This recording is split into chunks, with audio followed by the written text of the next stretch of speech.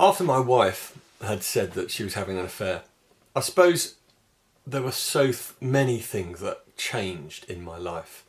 Everything got turned upside down. It was a bit like having a Category 5 hurricane storm through your world, your life, your possessions, your friends, everything really.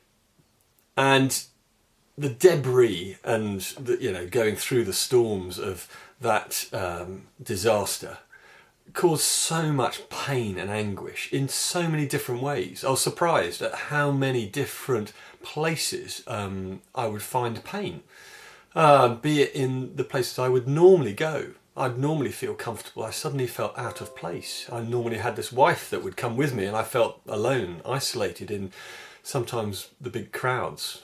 I wouldn't get invited to the same parties. Some of my friends sort of said they didn't really want to talk to me anymore.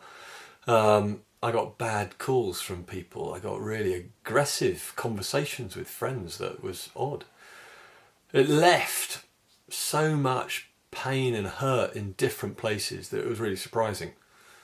I suppose, how did I deal with it? There were so many ways that I dealt with it, but one of the things I found out was that the pain sort of leaks out. Any sort of trigger happens in your life.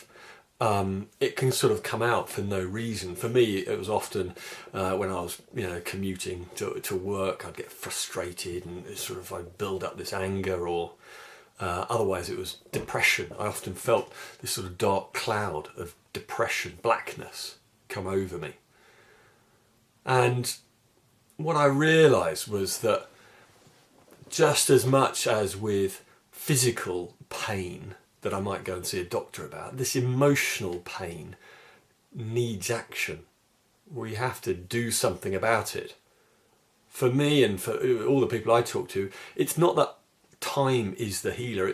Time isn't the healer.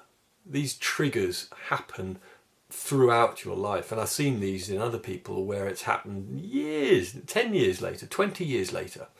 The triggers of something in the past can happen. So it's best to find a way of dealing with this emotional pain. And the good news is that there are ways of dealing with this emotional pain. You don't have to just sort of live with it and, hope that it disappears tomorrow.